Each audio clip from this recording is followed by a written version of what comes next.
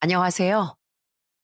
저는 남이 피땀 흘려 얻은 재산을 자기 것처럼 생각하는 거머리들을 시원하게 내쳐버린 40대 여자입니다.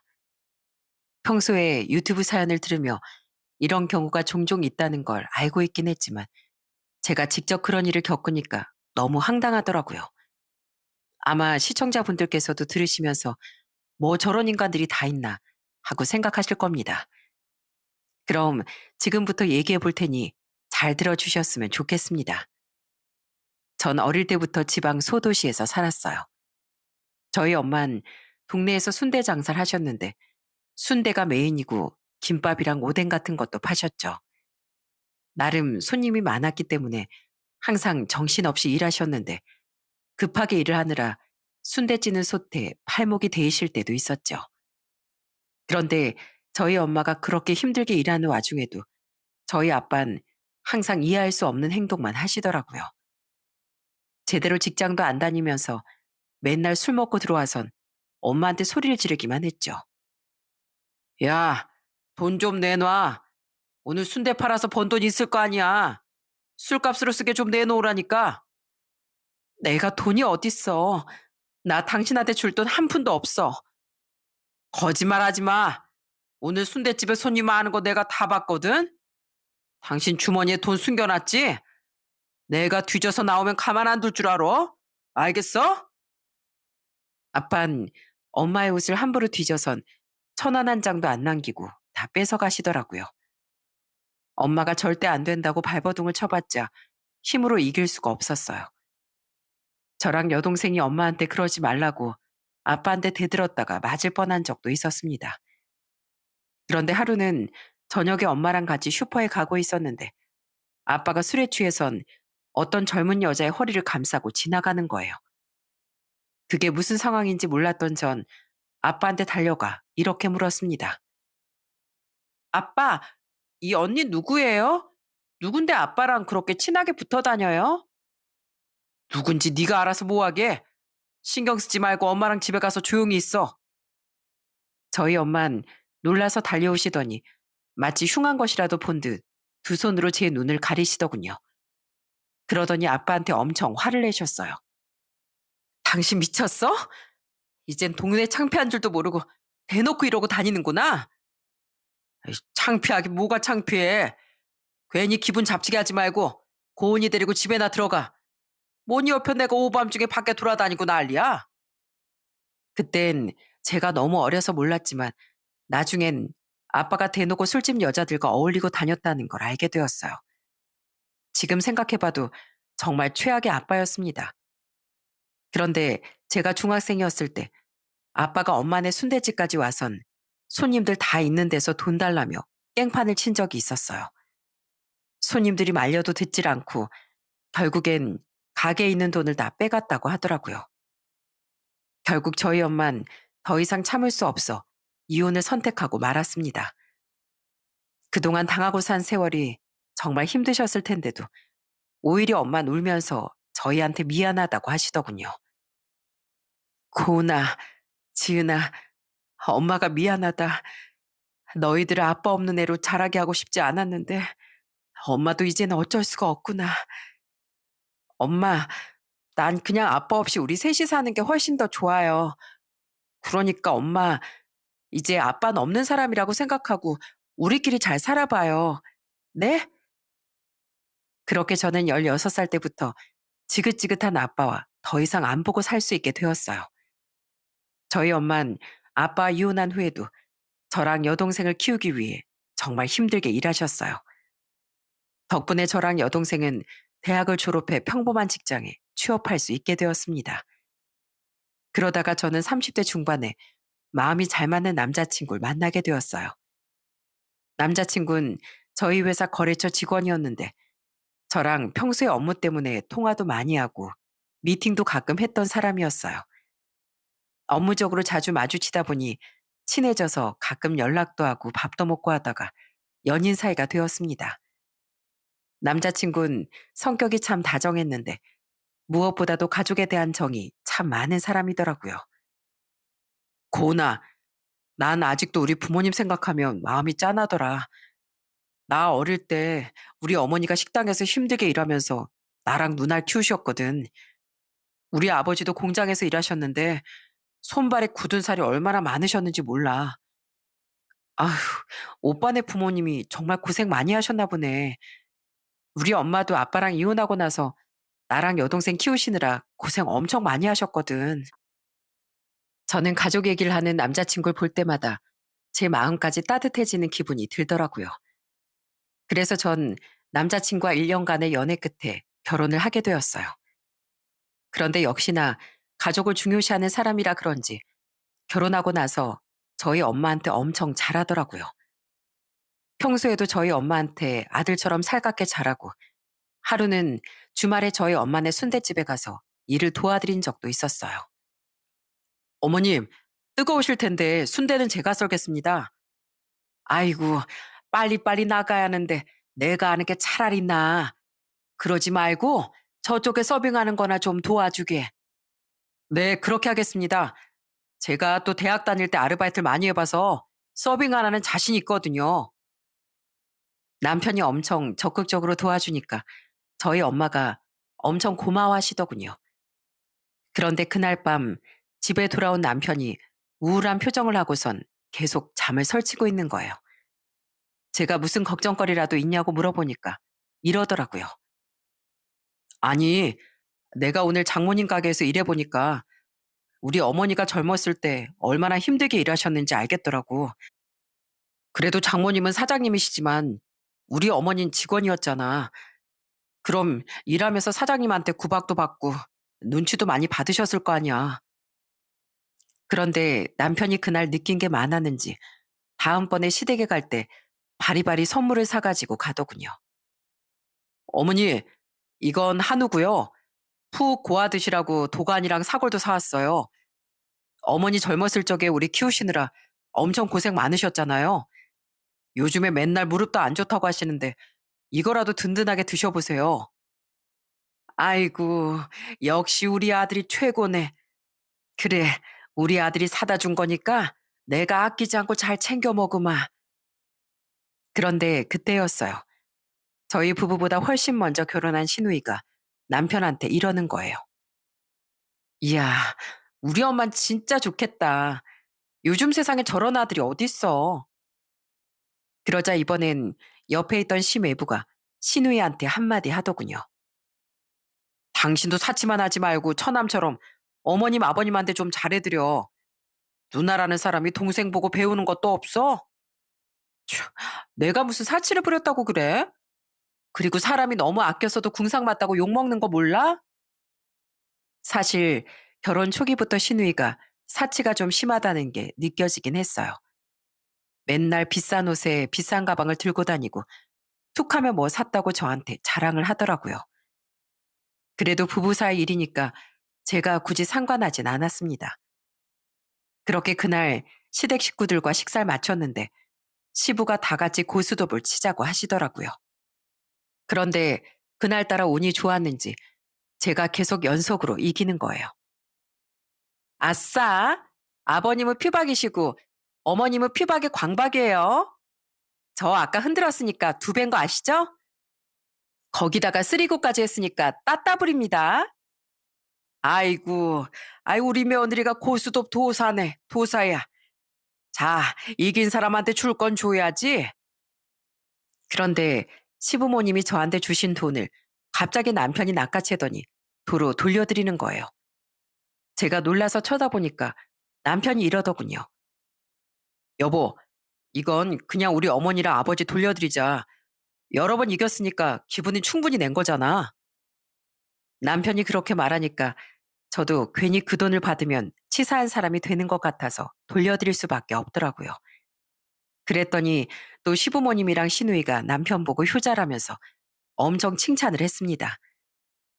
그래도 그때까진 남편이 되게 어른스럽고 가족 생각을 많이 하는 사람인 것 같아 좋게 느꼈어요. 그래서 전 남편과의 사이에서 아들 하나, 딸 하나도 낳게 되었습니다. 그런데 어쩔 땐 가족을 생각하는 남편의 행동이 조금 지나치다고 생각될 때도 있었어요. 하루는 저희 엄마가 남편이 좋아하는 갈비찜이랑 반찬 여러 가지를 해서 갖다 주신 적이 있었습니다. 그런데 저녁에 퇴근하고 온 남편이 그걸 맛있게 먹더니 갑자기 또 울적한 표정을 짓는 거예요. 그러더니 젓가락을 딱 내려놓고 이러더라고요. 나 어릴 땐 형편이 별로 안 좋아서 이런 좋은 반찬도 잘 못 먹었었는데 어쩌다가 고기 반찬이 생겨도 우리 어머니가 나랑 누나한테 반찬을 양보해 주시느라 맨날 나물만 드셨거든. 그래서 말인데 여보, 이 갈비찜이랑 반찬들 나 우리 어머니 갖다 드릴래. 그냥 이대로 뚜껑 닫아놓고 내일 내가 갖다 드리던지 하면 되잖아. 뭐? 아니, 이거 우리 엄마가 우리 먹으라고 해주신 거잖아. 엄마가 이거 만드느라 새벽부터 시장 가서 재료 사고 손질하고 다 하셨다는데 이렇게 한 입 먹고 어머니 갖다 드리면 우리 엄마가 서운해 하시지 않을까? 그러지 말고 이건 엄마가 우리 주신다고 고생해서 만드신 거니까 그냥 우리가 먹자.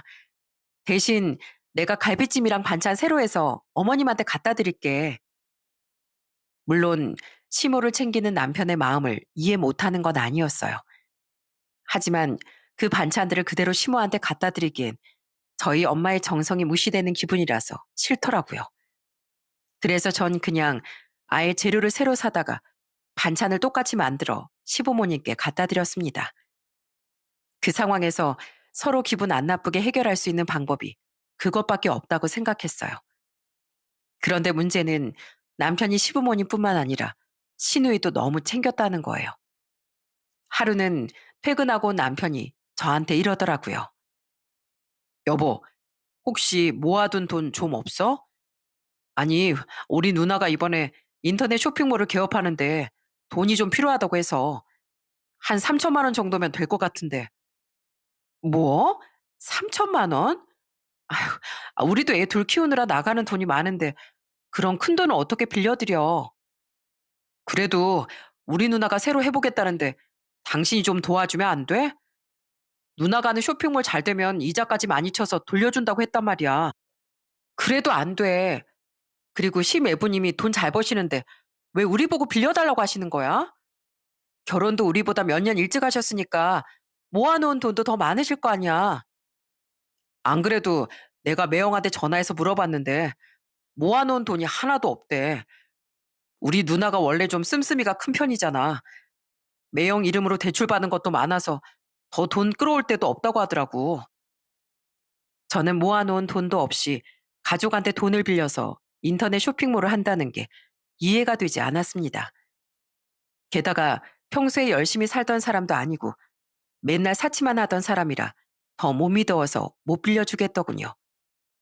그러자 결국 시누이가 시부모님한테 돈을 받아가지고선 인터넷 쇼핑몰을 시작하더군요. 그런데 하루는 시댁에 갔는데 시누이가 저한테 쇼핑몰 사진을 보여주면서 자랑을 하는 거예요. 올케, 이 사진 진짜 죽이지 않아? 내가 이 사진 건지려고 발리까지 가서 사진 찍은 거야. 풍경이 예쁘니까 이 옷까지 엄청 고급스러워 보이지? 이런 게 다 사업 전략이라는 거야.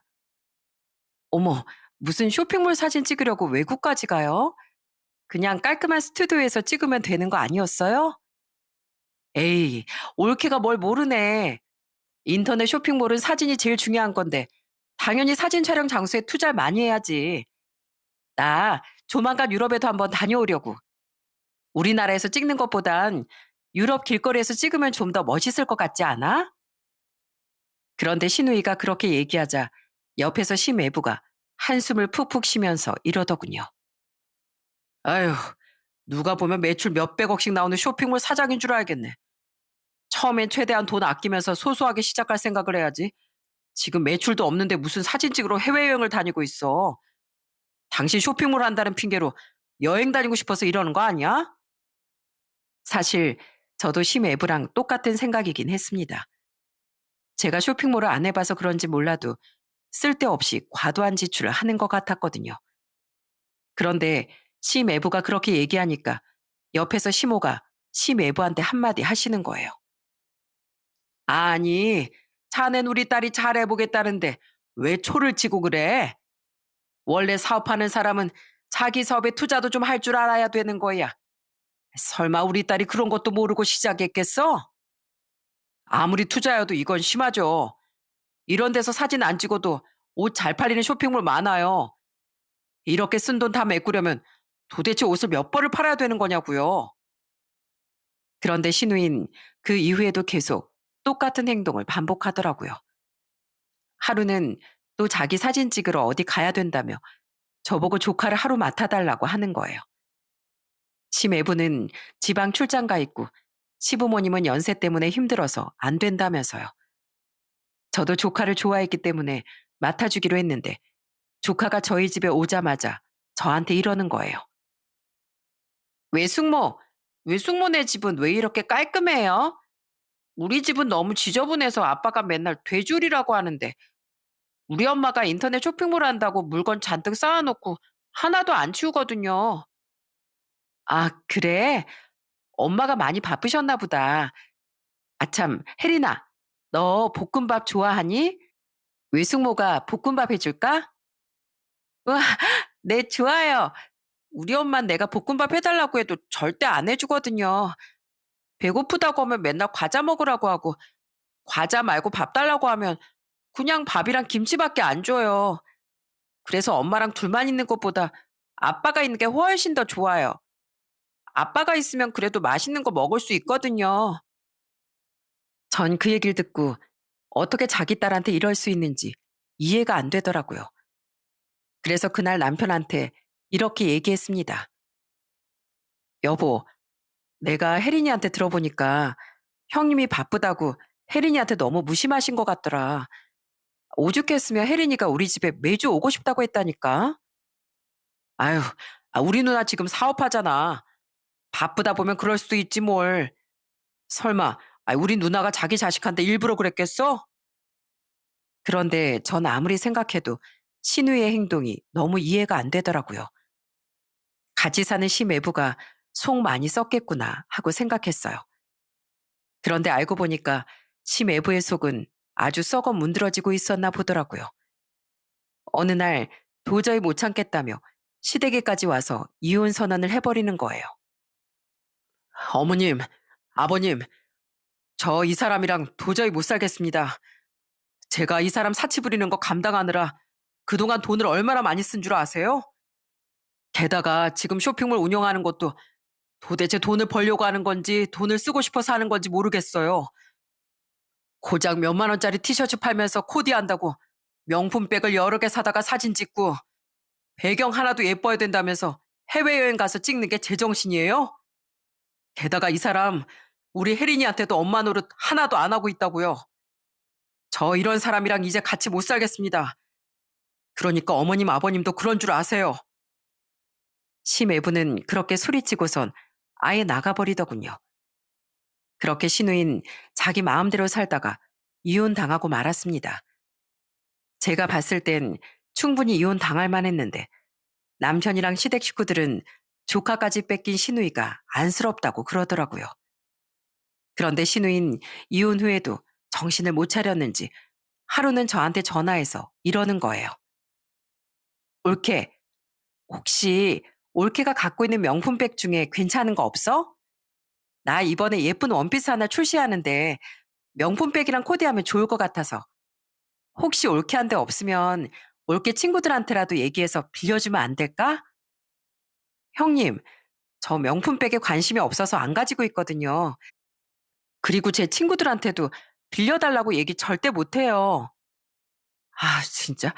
째째하게 이럴 거야? 아휴, 그럼 혹시 아는 동생들 중에서 모델할 만한 사람은 없나? 전문 모델 구하려니까 너무 페이가 비싸더라고. 얼굴 좀 반반하고 날씬한 20대 여자면 좋겠는데. 내가 페이는 제대로 못 쳐주지만 나중에 우리 쇼핑몰 커지면 내가 올케한테 한턱 제대로 쏜다고 약속할게. 형님, 모델이 필요하면 제대로 돈 주고 쓰셔야죠. 제 주변에 모델할 만한 사람도 없지만 페이도 제대로 못 준다는데 형님한테 소개시켜드리고 싶은 생각은 없네요. 그러니까 앞으로는 저한테 이런 부탁 절대 하지 마세요. 저는 나이 먹은 사람이 왜 저렇게 생각이 없고 철이 없는지 정말 이해할 수가 없었습니다. 솔직히 제 시누이만 아니었으면 절대 상종하고 싶지 않은 스타일이었어요. 그런데 생각 없이 돈만 쓸 줄 알았던 저희 시누이와는 다르게 한평생 피땀 흘려 일하며 차곡차곡 돈을 모으신 저희 엄마께선 정말 큰 결실을 맺게 되셨어요. 제가 결혼한 지 5년쯤 됐을 때 저희 엄마가 순대를 팔아서 번 돈으로 저희 동네에 3층짜리 건물을 하나 사게 되셨거든요. 물론 지방이라서 서울처럼 비싼 건물은 아니었지만 그래도 정말 엄청난 성과였습니다. 엄만 기존에 운영하시던 순댓집을 새로 산 건물 1층으로 옮기셨어요. 그리고 그 건물로 이사간 순댓집이 개업을 하기 전 가족끼리 다 같이 축하 파티를 했습니다. 제 여동생은 엄마한테 케이크를 주면서 이러더라고요. 엄마, 그동안 정말 고생 많으셨어요. 이젠 이 건물에서 월세도 받을 수 있으니까 장사 쉬엄쉬엄 하세요. 정 힘들면 순댓집도 그냥 다른 사람한테 팔고 월세만 받으시던지요. 아유, 그래도 내가 아직 이렇게 정정한데 몸이 허락하는 한 열심히 일해야지. 난 평생 일하면서 살아서 그런지 몰라도 쉰다고 생각하면 벌써부터 몸이 근질거리더라고. 저와 같이 축하 파티에 갔던 남편도 저희 엄마한테 이러더군요. 어머님, 정말 축하드립니다. 어머님도 이제 남부럽지 않은 건물주 되신 거예요. 전 어머님이 정말 자랑스럽습니다. 저희 엄마네 순댓집이 워낙 단골이 많아서 그런지 위치를 옮겼는데도 계속 장사가 잘 되더라고요. 원래 있던 단골 손님들도 계속 찾아오시고 근처 직장인이나 학생들도 많이 먹으러 왔습니다. 전 엄마가 더 좋은 환경에서 장사를 하게 되셔서 정말 기뻤어요. 그런데 엄마네 순댓집이 새로 오픈한 지 열흘 정도 됐을 때였어요. 엄마가 저한테 전화해선 이러시는 겁니다. 고은아, 내가 너한테 이런 말까지는 안 하려고 했는데 사부인께서 우리 순댓집에 너무 자주 오신다. 하루가 멀다고 지인들 데리고 와선 맨날 외상하고 가시는데 아주 골치 아파 죽겠어. 게다가 와선 또 얼마나 시끄럽게 하는지 있던 손님들도 다 도망갈 수준이다. 사돈이라서 내가 뭐라고 얘기하기도 좀 그래서 참았는데 도대체 언제까지 이럴지 몰라서 걱정이구나. 아휴, 사부인 원래 이런 성격이시니? 예전에 봤을 땐 점잖으신 것 같더니만. 전 그 얘기를 듣고 좀 너무하다는 생각이 들어서 시모한테 전화를 했어요. 제가 정중하게 그러지 말아달라고 말씀을 드렸더니 시모가 오히려 저한테 짜증을 내면서 이러시는 거예요. 아니, 아이 사돈 좋다는 게 뭐니? 내가 안 사돈의 순댓집 새로 오픈하셨다길래 지인들 데려가서 홍보해 준 거잖아. 그리고 원래 식당은 시끌벅적해야 장사가 잘 되는 거야. 그럼 그건 그렇다 치고 왜 계속 외상을 하시는 건데요? 물론 가족들한테 돈 안 받고 몇 번 대접할 수는 있지만 어머님이 지인들까지 너무 많이 데려오셔서 저희 엄마가 좀 힘드시대요. 그러니까 다음부턴 외상은 하지 말아주세요.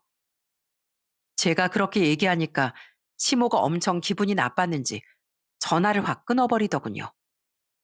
전 엄마가 안 그래도 바쁜데 이런저런 일로 스트레스 많이 받으시는 것 같아 그 주 주말에 일을 도와드리러 가게에 나갔어요. 그런데 그날은 시모가 순댓집에 안 오더라고요. 대신에 더 끔찍한 사람이 순댓집에 찾아오고 말았습니다. 한창 손님이 들이닥치다가 잠깐 텀이 생겨서 한숨 돌리던 그때 누군가가 가게 문을 열고 안으로 들어오는 거예요. 저는 그 익숙한 모습을 보고 뒤로 나자빠지는 줄 알았습니다. 그건 바로 오래전에 엄마랑 이혼한 아빠였거든요. 엄마가 건물을 산 걸 어떻게 알았는지 여기까지 찾아온 거예요. 이야, 당신 진짜 능력 있네. 어떻게 순대 팔아서 이런 건물을 샀대? 뭐야, 이 미친 인간이 여기가 어디라고 찾아와? 당장 여기서 안 나가? 아유, 왜 이래? 그래도 한땐 한 입을 덮고 살던 전 남편한테 너무 쌀쌀 맞은 거 아니야? 아유, 됐고. 나도 긴 말하면 입 아프니까 그냥 용건만 얘기하지. 당신 이제 건물주 됐으니까 돈 많지? 내가 그래도 고은이랑 지은이 아빠인데 당신 재산 딱 반만 나한테 나눠줘. 반 나눠줘도 먹고 사는데 지장 없잖아. 미쳤어?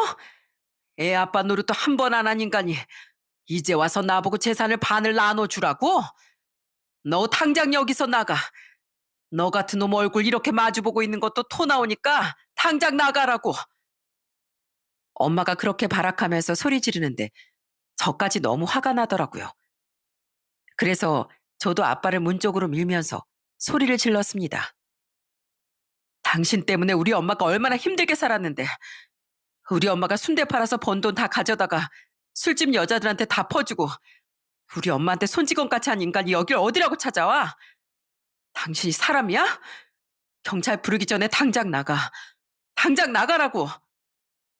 야, 김고은. 너 지금 아빠한테 그게 무슨 말버릇이야? 아빠 좋아하시네. 내 인생에 아빠라는 존재는 없어. 나한테 부모는 우리 엄마뿐이야. 당신이 내 인생에 이렇게 나타난 것조차 끔찍하니까 당장 여기서 나가라고. 그렇게 저는 아빠를 억지로 식당에서 쫓아내버렸어요. 엄만 옛날 기억이 다시 생각나셨는지 바닥에 주저앉아 우시더라고요. 그걸 지켜보는 저도 너무 가슴이 아파서 엄마랑 끌어안고 같이 울고 말았습니다. 그런데 엄마가 건물을 산 이후에 파리처럼 꼬이기 시작한 건 아빠뿐만이 아니었어요.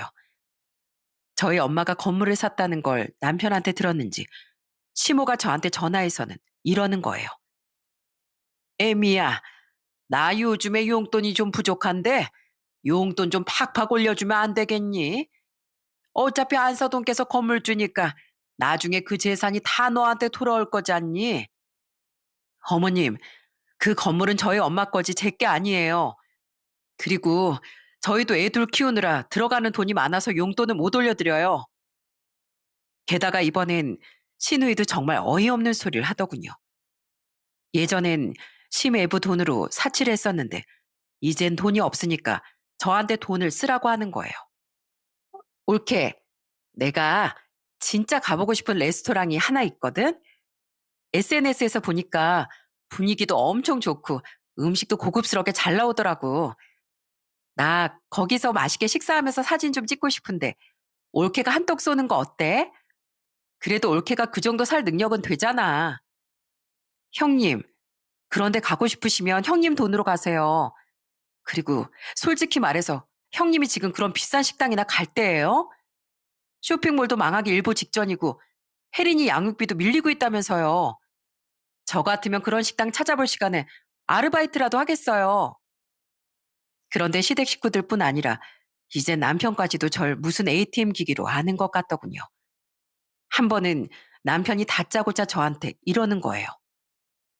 여보, 나 이번에 우리 아버지랑 둘이서 비싼 등산복 좀 세트로 맞추려고 하는데 오늘 백화점 가기로 했으니까 당신 카드 좀 줘봐. 뭐? 아버님이랑 백화점 가는데 왜 내 카드를 달래? 당신 카드로 사면 되잖아. 에이, 나 같은 월급쟁이 카드보단 미래 건물주인 당신 카드가 훨씬 낫지. 어차피 당신은 지금 카드 많이 써도 나중에 장모님한테 건물 물려받으면 다 메꾸고도 남잖아. 참, 당신네 집 식구들 전부 다 미친 거야? 왜 우리 엄마가 건물 사고 나니까 다들 득달같이 달려들어서 나한테 돈 내놓으라는 건데 다들 나한테 뭐 돈이라도 맡겨놨어? 아니, 그냥 카드만 한번 빌려달라는 건데 왜 이렇게 예민하게 굴어? 아이, 진짜 치사하게 뭔 얘기도 못하겠네. 그렇게 주기 싫으면 주지 마. 우리 아버지가 이 얘기 들으시면 며느리 잘못 얻었다고 속상해 하시겠다. 저는 시누이가 개념 없는 사람인 건 진작에 알았지만 이렇게 시댁 식구들 전체가 거머리로 변할 거라곤 생각도 못 했습니다. 저희 엄마가 산 건물을 자기들 걸로 아는 건지 아주 단체로 시커먼 속을 드러내더라고요. 그런데 저희 엄마가 건물을 산 지 2달 반쯤 되었을 때 더 어이없는 일이 일어났습니다. 갑자기 시모랑 시누이가 주말에 저희 집에 찾아와선 저한테 말도 안 되는 소리를 하기 시작하는 거예요. 애미야, 내가 지나가다 보니까 사부인네 건물 2층이랑 3층이 아직도 비어 있더라. 그래서 말인데 그 비어 있는 2층, 3층을 우리 딸한테 임대해달라고 하는 건 어떠니? 우리 딸이 이번에 쇼핑몰 확장 좀 하려고 한다는데 영 장소가 마땅치 않아서. 네? 저희 엄마 건물에서 형님이 쇼핑몰을 하신다고요? 아니, 저희 엄마 건물 월세가 얼마인지는 알고나 얘기하시는 거예요? 그거 뭐 알아볼 필요가 있나? 가족끼리 임대하는 거니까 그냥 싸게 해주면 되지. 내가 생각해 보니까 보증금 1,000만 원에다가 월세 30만 원씩 하면 되겠더라. 2층이랑 3층 둘 다 쓰니까 총 월세 60만 원이면 딱이네. 저는 그 얘기를 듣고 시모가 무슨 장난이라도 치는 줄 알았습니다. 세상에, 건물 2층과 3층을 통으로 임대하는데 월세 60만 원이 말이나 되나요? 요즘 7평짜리 원룸도 월세가 기본 3, 40만 원은 하는데 그렇게 넓은 공간 2개 층을 고작 60만 원으로 쓰겠다는 얘기를 듣고 정말 황당하더군요. 어머님, 아무리 가족이어도 양심이 있지 그 금액이 말이 된다고 생각하세요? 그리고 저희 엄마 건물 2, 3층을 쓰고 싶으시면 건물주인 저희 엄마가 먼저 월세를 제시해야지. 왜 어머님 마음대로 정해서 통보하시는 건데요? 아니, 가족끼리 서로 좀 돕고 살자는 거지.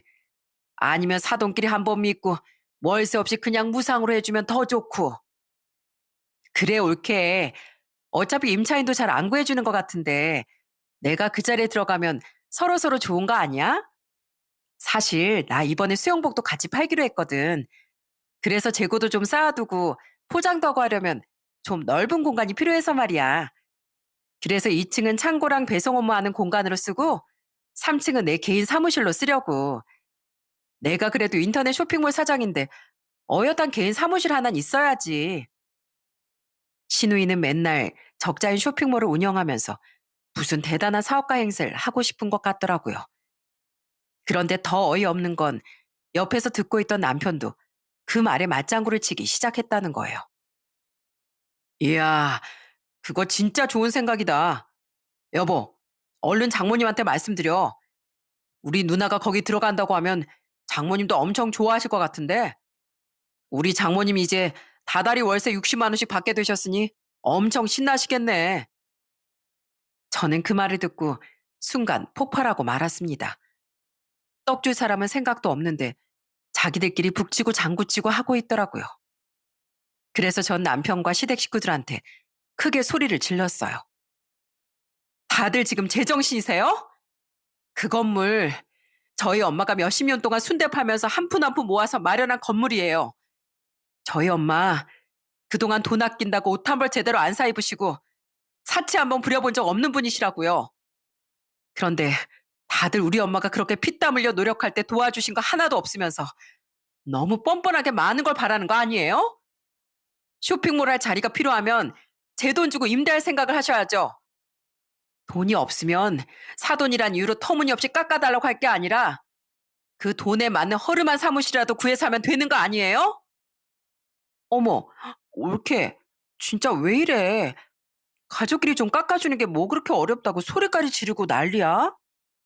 깎아달라고 한 금액이 한두 푼이었어야죠. 건물 2, 3층을 통째로 쓰면서 월세 60만 원 내겠다는 얘긴 그냥 공짜로 달라는 거나 마찬가지 아니에요? 그리고 솔직히 말해서 형님 맨날 돈 펑펑 쓸 줄만 알지 돈 벌 줄은 모르는 사람이잖아요. 그런데 그 60만 원도 제때 내긴 할지 누가 알아요? 저는요, 오늘 들은 얘기 절대로 저희 엄마한테 전달할 생각 없어요. 제 선에서 이미 아웃이니까 그런 줄 아시라고요. 저는 그렇게 말하고선 집을 나와버렸습니다. 뻔뻔해도 너무 뻔뻔한 사람들과 더 이상 얘기하고 싶지도 않더라고요. 다행히 남편도 그날 이후로 그 얘기를 저한테 다시 꺼내진 않았어요. 그래서 저는 남편과 시댁 식구들이 한 발짝 물러난 줄 알았습니다. 그런데 그 주 주말에 엄마한테서 정말 황당한 전화가 오더군요. 예, 고은아. 사부인이 우리 식당에 찾아와선 이상한 소리를 하신다. 너랑은 얘기 다 끝났다면서 나보고 계약서에 도장만 찍으면 된다고 하는데 도대체 이게 무슨 일이니? 저는 그 얘기를 듣고 기겁을 하며 엄마의 순댓집으로 달려갔습니다. 가보니까 시모랑 시누이랑 남편이 저희 엄마한테 무슨 종이를 들이밀고 있더라고요. 성큼성큼 걸어가 그 종이를 뺏어서 읽어본 전 눈이 뒤집히고 말았습니다. 세상에, 제가 안 된다고 얘기하니까 아예 자기들끼리 임대차 계약서를 작성해선 저희 엄마한테 도장만 찍으라고 욕을 하고 있었던 거예요. 게다가 저랑은 얘기 끝났다면서 거짓말까지 했더군요. 저는 순간 너무 화가 나서 소리를 빽 질렀습니다. 다들 지금 미쳤어요? 이젠 이딴 계약서까지 써와서 우리 엄마한테 들이밀겠다 이거예요? 게다가 나랑 얘기 다 끝났다는 소린 도대체 뭐예요? 왜 말도 안 되는 얘기까지 지어내면서 우리 엄마 건물을 욕심내는 거냐고요? 예, 너 지금 시애미 앞에서 소리 지르는 거니? 너 지난번에도 그렇게 화내고 나가버리더니만 이제 보니까 아주 버릇없는 애였구나. 그래요. 저 버릇없는 사람이에요. 그런데 저도 사람 봐가면서 예의 차리거든요. 어머님이 먼저 말도 안 되는 소리 하시니까 제가 버릇없게 할 수밖에 없죠. 그리고 그거 아세요? 저는 버릇만 없지만 어머님이랑 형님이랑 이 인간은 생각도 없고 염치도 없고 뻔뻔하기까지 한 사람들이라고요. 아주 왕 거머리가 따로 없다고요. 뭐야? 이게 진짜 보자 보자 하니까 못하는 말이 없네. 못하는 말 없는 건 어머님이시겠죠. 우리 엄마를 얼마나 만만하게 보셨으면 이런 짓까지 하세요. 우리 엄마가 당신 같은 사람들한테 혜택 주려고 여태까지 피땀 흘려 일한 줄 아세요? 어머머, 얘 좀 봐. 너 지금 당신 같은 사람이라고 했니? 그런데 그때 남편이 목에 핏대까지 세우면서 저한테 화를 내기 시작했습니다. 당신 지금 버릇없게 뭐 하는 짓이야? 당신이 피도 눈물도 없이 안 된다고만 하니까 내가 먼저 계약서 써서 여기 오자고 한 거잖아. 그런데 당신이 왜 우리 어머니한테 소리를 지르고 난리야? 그리고 우리 어머니가 그동안 자식들 키우느라 얼마나 고생하셨는데 내가 자식으로서 그 정도도 못 해줘? 당신도 자식이면서 왜 내 마음을 이해 못하냐 말이야. 야, 너네 엄마만 고생했냐? 우리 엄마도 고생 엄청 많이 했어. 그리고 너네 엄마가 고생했으면 자식인 네가 알아서 챙겨드려야지. 왜 뜬금없이 우리 엄마 재산을 가지고 이러는 건데? 그렇게 효도가고 싶으면 네 돈으로 해, 네 돈으로. 한평생 고생하신 우리 엄마 등쳐먹을 생각하지 말고. 내가 무슨 장모님을 등쳐먹었다고 그래. 장모님이 이제 건물주니까 여유로우시잖아. 그럼 이 정도는 베푸실 수도 있는 거 아니야? 아니, 너 같은 인간들한텐 한 푼도 못 베풀어. 너한테 베풀 수 있는 건 딱 이 정도가 끝이야. 알아? 저는 그렇게 말하고선 옆 테이블에 손님이 먹다 남긴 김밥과 순대를 손으로 집어서 남편한테 확 던져버렸습니다. 그러자 남편이 인상을 확 쓰고 소리를 지르더군요. 에, 너 미쳤어? 이게 어디서 음식을 던지고 난리야? 네가 베풀어 달라며? 그래서 베풀 만큼 베푼 거니까 그거 먹고 꺼져. 다신 우리 엄마 건물에 눈독 들이지 말고. 알았어? 아이 진짜 성질도 더러워 죽겠네. 그래 간다 가. 너 내가 가만 안 둘 줄 알아? 너 오늘 나랑 우리 어머니한테 함부로 한 거 후회하게 해줄 거야. 남편은 그렇게 큰 소리치고선 시모랑 시누이를 데리고 밖으로 나가더군요. 하지만 진짜로 후회할 사람은 제가 아니라 남편이었어요. 저는 그날 집에 가서 남편이랑 시댁 식구들이 저희 엄마한테 한 것처럼 똑같이 말도 안 되는 계약서를 써버렸습니다. 그리고 그날 밤늦게 들어온 남편한테 그 계약서를 내밀었어요. 그러자 남편이 그걸 읽어보고선 아주 기겁을 하더라고요. 뭐야? 당신 지금 나랑 장난하는 거야? 나보고 전 재산 다 당신한테 넘기고 한 달에 500만 원씩 용돈을 지급하면 우리 부모님한테 효도하고 며느리 노릇하겠다고? 게다가 생활비 별도라니 당신 지금 제정신이야? 왜? 내 딴에 많이 생각해서 쓴 거야. 내가 당신 같은 사람 참아주면서 살려면 그 정도 요구해도 되는 거 아니야? 참나, 말이 되는 걸 요구해야지. 내 월급이 500만 원이 안 되는데 무슨 당신한테 용돈을 500만 원씩 주라는 거야? 내가 살다 살다 이렇게 말도 안 되는 계약서는 처음 본다. 그래? 난 그것보다 더 말도 안 되는 계약서 이미 봤는데 너도 우리 엄마한테 무슨 개떡 같은 계약서 들이밀었잖아. 넌 되고 난 안 된다 이거야? 그래도 이건 너무 심하잖아. 사람이 정도라는 게 있어야지. 네 입으로 그렇게 얘기하니까 아주 웃겨 죽겠네. 그래서 그 계약 조건을 못 지키겠다 이거지? 그럼 이혼해. 난 그래도 너한테 기회 준 건데 네가 싫다고 하니까 협상 결렬이야. 뭐? 이혼하자고? 당신 지금 그거 진심이야? 그래, 진심이야. 너네 집안 식구들 하나같이 다 거머리 같아서 지긋지긋해 죽겠거든? 그러니까 이혼하자고. 참고로 나 한 번 결정하면 마음 안 바꾸는 사람이니까 절대로 딴소리 하지 마. 알았어? 여보, 이건 아니잖아. 여보. 저는 남편 목소리도 더 이상 듣고 싶지 않아서 그냥 저희 애들을 데리고 친정으로 가버렸어요. 그리고 그 이후엔 남편한테 이혼을 신청하고 계속 친정에서 지냈습니다. 그런데 그 와중에 더 어이없는 일이 발생하더라고요. 시부가 저한테 전화해선 정말 말도 안 되는 얘기를 하는 겁니다. 애미야, 너 우리 아들이랑 이혼하기로 했다는 거 거짓말이지? 부부가 그렇게 쉽게 이혼하는 거 아니다. 그나저나 우리 딸이 사부인네 건물 2, 3층을 싸게 임대해달라고 했다며? 내가 생각해보니까 그건 너무 무리한 요구라서 나 같아도 기분 나빴을 것 같더구나. 그래서 말인데 우리 딸이 얘기한 건 없던 일로 치고 사부인네 순댓집 옆 매장이나 나한테 해줘라. 거기도 비어있던데 내가 거기서 복권방이나 하면 딱 좋을 것 같아서. 뭐라고요? 아버님까지 진짜 징글징글 하시네요. 저희 엄마 가게 옆자리를 왜 아버님한테 해드려 하는데요? 그냥 작은 거 하나 해주고 서로 좋게 좋게 넘어가자는 거지. 괜히 사돈지간에 치사하게 굴어서 좋을 거 없잖니. 그러니까 그냥 나한테 그거 해주고 퉁치는 걸로 하자꾸나. 야, 진짜 아버님네 집안 대단하시네요. 어떻게 한 명도 안 빼고 이렇게 거머리 같을 수가 있어요?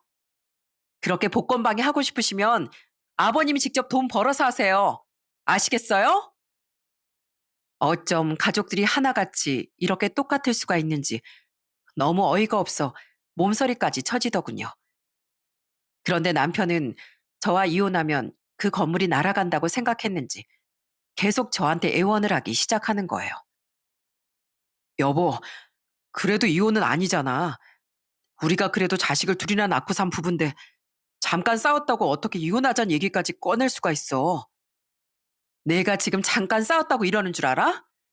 내가 너랑 계속 같이 살다간 뼛속까지 다 뜯어 먹힐 것 같아서 이혼하는 거야. 알어? 그러니까 잔말 말고 이혼 서류에 도장이나 찍어. 그런데 뻔뻔한 건 남편뿐만이 아니었습니다. 시모가 혼자 저희 엄마네 순댓집에 찾아와선 이랬다는 거예요. 사부인, 제가 무리한 요구를 한 건 정말 죄송합니다.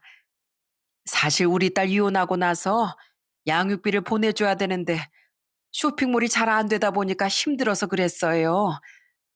우리 딸이 워낙 사치도 심하고 사업머리도 없어서 여태까지 번 돈이 워낙 없습니다. 그래서 말인데 저희 딸한테 쇼핑몰 같은 거 때려치우라고 할 테니까 사부인네 가게에서 일이라도 시켜주시면 안 되겠습니까? 저희 딸도 이제 스스로 돈 벌어서 양육비 정도 보낼 수 있는 사람이 되어야 될 거 아닙니까? 하지만 이번엔 저희 엄마가 참지 않고 똑같이 맞받아 치셨대요. 이 보세요. 본인 딸 제대로 안 키워놓고 왜 저보고 받아달라고 하십니까? 본인 딸이 사람 구실 못하고 살면 딸 자식 잘못 키운 그쪽이 알아서 하셔야죠. 사부인, 그래도 우리가 아직 가족이지 않습니까? 제 딸이면 사부인 딸이나 마찬가지인데 저희 딸 한 번만 여기서 일하게 해주시면 안 될까요? 참나? 아이 그쪽 딸이 왜 제 딸이나 마찬가지입니까? 전 그렇게 생각 없고 책임감도 없는 딸을 딸로 두지 않아요.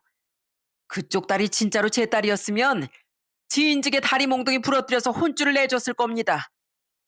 그나저나 지금 이 장부 보이시죠? 어차피 우리 딸이 그쪽 아들이랑 이혼하면 남남인데 여태까지 외상으로 먹은 순댓값이나 내놓으세요. 그쪽이 여태까지 지인들 데려와서 외상으로 먹은 게 자그마치 39만 원이거든요. 당장 안 내놓으면 경찰에 신고할 테니까 오늘 중으로 입금하세요. 엄만 그렇게 말하고선 울며 불며 애원하는 시모를 식당 밖으로 내쫓아 버렸대요. 경찰에 신고한다는 말이 무섭긴 했는지 그날 바로 외상값을 입금하긴 했답니다. 그 후에도 계속 남편이 저한테 이혼하지 말아달라고 애원을 했지만 저는 가차없이 잘라버렸어요. 그렇게 저는 결혼한 지 5년 반 만에 남편과 이혼을 하게 되었습니다. 그 후 저는 남편과 재산 분할을 하고 친정으로 들어가 애들을 키우면서 살았어요. 주말엔 엄마네 순댓집에 가서 일을 도와드리는데 엄마 오붓하게 일하는 게 너무 좋더라고요. 저희 애들도 엄마네 식당에서 순대랑 김밥 먹는 걸 얼마나 좋아하는지 몰라요. 할머니, 저 순대 더 먹을래요. 이거 쫄깃쫄깃한 거 더 주시면 안 돼요? 쫄깃쫄깃한 거? 아, 허파 말하는 건가 보구나. 아유, 역시 우리 손주라 그런지 내장 종류도 잘 먹네. 자, 할미가 음료수도 줄 테니까 목 안 맥히게 천천히 먹어라. 알았지? 그런데 저희 엄만 제가 이혼한 게 내심 마음에 쓰이셨는지 하루는 저한테 이러시더군요. 고은아, 아무래도 네가 날 닮아서 남편 복이 없나 보다. 이 엄마가 너한테 좋은 것만 물려줬어야 되는데 그러나 안 좋은 걸 물려줘서 정말 미안하구나. 엄마, 그게 도대체 무슨 말씀이세요? 엄마가 나한테 안 좋은 걸 물려준 게 아니라 우리가 너무 착하게 열심히 살아오다 보니까 편하게 살려고 하는 더러운 거머리들이 달라붙은 것뿐이에요. 그래도 이젠 거머리들 다 깨끗하게 청소했잖아요. 그러니까 이젠 우리만 생각하면서 살면 돼요. 그래, 네 말대로 우리 주변에 있던 거머리들 다 청소하니까 나도 아주 속이 시원하구나. 이제 나도 너랑 우리 손주들 보면서 죽는 날까지 행복하게 살련다. 엄마가 번 돈을 탕진하면서 망나니로 살던 저희 아빠라는 사람과 저희 엄마의 재산을 본인들 건 줄 알고 욕심내던 전 시댁 식구들이 없으니까 정말 편하고 좋더라고요. 저도 앞으로는 애들도 잘 키우고 직장도 열심히 다니면서 저희 엄마처럼 차곡차곡 돈을 모을 생각이에요. 저희 엄마가 그랬던 것처럼 저도 저희 애들한테 성실하게 사는 모습을 꼭 보여주고 싶거든요. 이제 이혼한 지 1년 정도 지났는데 요즘처럼 마음이 편한 적이 없었던 것 같아요. 얼마 전엔 궁금해서 전 시누이가 운영하던 쇼핑몰을 인터넷에 검색해 봤는데 아무것도 안 나오더라고요. 아마 망한 것 같은데 언젠간 이렇게 될 거라고 생각하고 있었습니다. 사업한다는 사람이 돈을 벌 줄은 모르고 쓸 줄만 아니까 그 사업이 절대 잘 될 수가 없죠. 반면 저희 엄마의 순댓집은 아직도 잘 되고 있어요. 오히려 예전보다 더 단골 손님이 많아진 것 같습니다. 그리고 비어있던 2, 3층이랑 엄마네 식당 옆 매장에도 새로 임차인이 들어왔답니다. 다들 좋은 분들이라 저도 마주칠 때마다 인사를 꼬박꼬박 하고 있어요. 저는 이번 일을 겪으면서 아무런 노력도 없이 남의 것을 탐하는 사람이 많다는 걸 알게 되었어요. 그 타겟이 저랑 저희 엄마가 되는 바람에 한동안 골치가 아팠지만 앞으로는 조금 더 사람을 조심하게 되는 계기가 된 것 같아요. 갖고 싶은 게 있다면 남의 것을 욕심내지 않고 스스로 노력해서 쟁취하는 그런 사회가 되었으면 좋겠네요. 저도 저희 애들한테 늘 남의 것을 욕심내지 말라고 교육하고 있습니다. 여러분, 그럼 전 이만 제 사연을 마치도록 하겠습니다. 벌써 올해도 많이 지나갔는데 남은 2024년을 알차게 보내시길 바랍니다. 끝까지 들어주셔서 정말 감사합니다.